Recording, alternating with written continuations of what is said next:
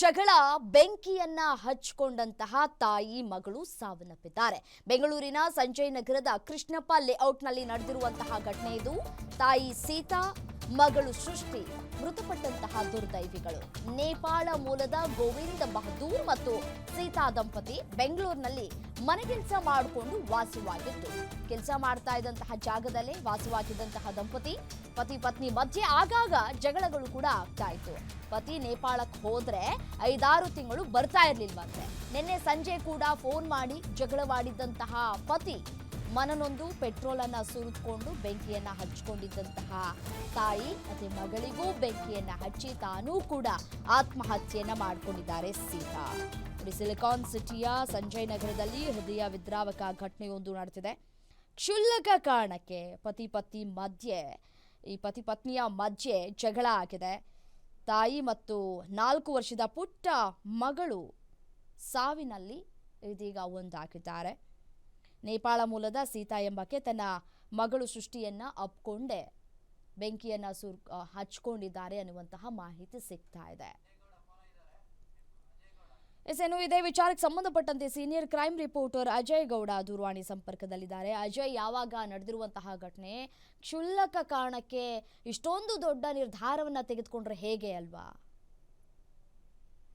ಏನ್ ರಮ್ಯಾ, ಸಂಜಯ್ ನಗರ ಒಂದು ಕೃಷ್ಣಪ್ಪ ಲೇಔಟ್ ನಲ್ಲಿ ಈ ಒಂದು ಘಟನೆ ನಿನ್ನೆ ಸಂಜೆ 7:30ಕ್ಕೆ ನಡೆದಿರುವಂತದ್ದು. ಅಂದ್ರೆ ಇಲ್ಲಿ ನೇಪಾಳ ಮೂಲದ ದಂಪತಿಗಳು ಇಲ್ಲಿ ವಾಸವನ್ನಾಗಿರ್ತಾರೆ. ಹಲವು ವರ್ಷಗಳಿಂದ ಅವರು 9 ವರ್ಷಗಳ ಹಿಂದೆ ಅಷ್ಟೇ ಮದುವೆ ಕೂಡ ಆಗಿರ್ತಾರೆ.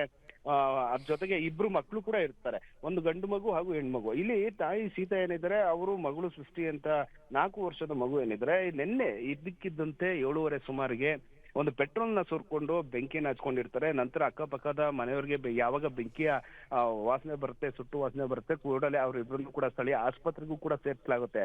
ಅಲ್ಲಿ ಸೀತಾ ಇಮಿಡಿಯೇಟ್ ಆಗಿ ಸಾವನ್ನಪ್ಪಿದ್ರೆ ಇವತ್ತು ಬೆಳಗ್ಗೆ ಒಂದು 11 ಗಂಟೆ ಸುಮಾರಿಗೆ ಮಗಳು, ಏನು 4 ವರ್ಷದ ಸೃಷ್ಟಿ ಮಗಳು ಇದ್ಲು, ಆ ಮಗು ಕೂಡ ಸಾವನ್ನಪ್ಪಿರುವಂತದ್ದು. ಇಲ್ಲಿ ಸದ್ಯ ಸಂಜಯ್ ನಗರ ಪೊಲೀಸ್ನವರು ಕೂಡ ಸ್ಥಳಕ್ಕೆ ಧಾವಿಸಿ ಈಗಾಗಲೇ FIR ಕೂಡ ದಾಖಲಿಸಿಕೊಂಡಿದ್ರೆ, UDR ಅನ್ನ ದಾಖಲಿಸಿಕೊಂಡಿರೋ. ಒಂದ್ ಕಡೆ ಈ ಸೀತಾ ಕಡೆಯ ಕುಟುಂಬಸ್ಥರು ಕೂಡ ಸಾಕಷ್ಟು ಸಂಖ್ಯೆಯಲ್ಲಿ ನೇಪಾಳದಿಂದ ಬೆಂಗಳೂರಿಗೆ ಬಂದಿದ್ರು. ತುಂಬಾ ಜನ ಇಲ್ಲೇ ಬೆಂಗಳೂರಿನ ಹಲವು ಏರಿಯಾಗಳಲ್ಲಿ ಮನೆ ಕೆಲಸವನ್ನ ಮಾಡ್ಕೊಂಡು ಇದ್ರು. ಅಂದ್ರೆ ಇಲ್ಲಿ ಏನು ಸೀತಾ ಅವರ ಪತಿ ಏನಿದ್ದಾನೆ ಗೋವಿಂದ್ ಅಂತ ಹೇಳಿ, ಆತ ಕೂಡ ಬೆಂಗಳೂರಿನಲ್ಲೇ ಕೆಲಸವನ್ನ ಮಾಡ್ಕೊಂಡಿದ್ದ. ಮನೆ ಕೆಲಸವನ್ನ ಮಾಡ್ಕೊಂಡು ಅದೇ ಮನೆಯಲ್ಲಿ ಕೊಟ್ಟಿದ್ದಂತ ಒಂದು ಹೌಸ್ ಏನಿದೆ, ಅಂದ್ರೆ ಪಕ್ಕದಲ್ಲಿರುವಂತ ಗೆಸ್ಟ್ ಹೌಸ್ ಇದೆ, ಅಲ್ಲಿ ಅವ್ರಿಗೆ ಮನೆಯನ್ನು ಕೂಡ ಕೊಟ್ಟಿರ್ತಾರೆ. ಅಲ್ಲಿರುವಂತ ಮಾಲೀಕರು ಕೂಡ ಚೆನ್ನಾಗಿ ನೋಡ್ಕೊಂಡಿರ್ತಾರೆ.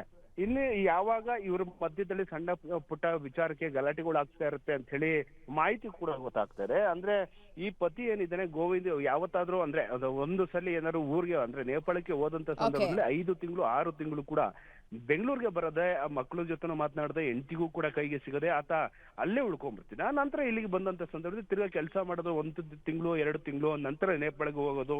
ಈಗ ಇದೇ ವಿಚಾರವಾಗಿ ಇಬ್ರಿಗೂ ಕೂಡ ಸಾಕಷ್ಟು ದಿನಗಳು ಕೂಡ ಗಲಾಟೆಗಳು ಕೂಡ ಆಗಿರ್ತವೆ. ಇದರಿಂದ ಇದೇ ವಿಚಾರವಾಗಿ ಮನನೊಂದು ಆತ್ಮಹತ್ಯೆನ ಮಾಡ್ಕೊಂಡಿದ್ದಾರೆ ಅಂತ ಹೇಳಿ ಪ್ರಾಥಮಿಕ ತನಿಖಾ ಹಂತದಲ್ಲಿ ಸಂಜಯ್ ನಗರ ಪೊಲೀಸ್ನವ್ರಿಗೂ ಕೂಡ ಗೊತ್ತಾಗಿರುವಂತದ್ದು. ಸದ್ಯ ತನಿಖೆ ಕೈಗೊಂಡಿದ್ದಾರೆ. ಒಂದ್ ಕಡೆ ಸೀತಾ ಅವರ ಕುಟುಂಬಸ್ಥರು ಕೂಡ ಸಾಕಷ್ಟು ಆರೋಪ ಮಾಡ್ತಾ ಇದ್ದಾರೆ. ಅವನು ಸಾಕಷ್ಟು ಅನುಮಾನ ಪಡ್ತಿದ್ದ, ಕುಡಿಯೋದು, ಹೀಗೆ ಕಾಟವನ್ನ ಕೊಡೋದು, ಹೊಡೆಯೋದು, ಈ ರೀತಿಯಾಗಿ ಕಾಟವನ್ನ ಕೊಡ್ತಿದ್ದ. ಇದರಿಂದನೇ ನನ್ನ ಮಗಳು ಈ ರೀತಿಯಾಗಿ ಸಾವನ್ನಪ್ಪಿದ್ದಾಳೆ ಅಂತ ಹೇಳಿ ನೇರವಾಗಿ ಆರೋಪನ ಮಾಡ್ತಿರುವಂತದ್ದು.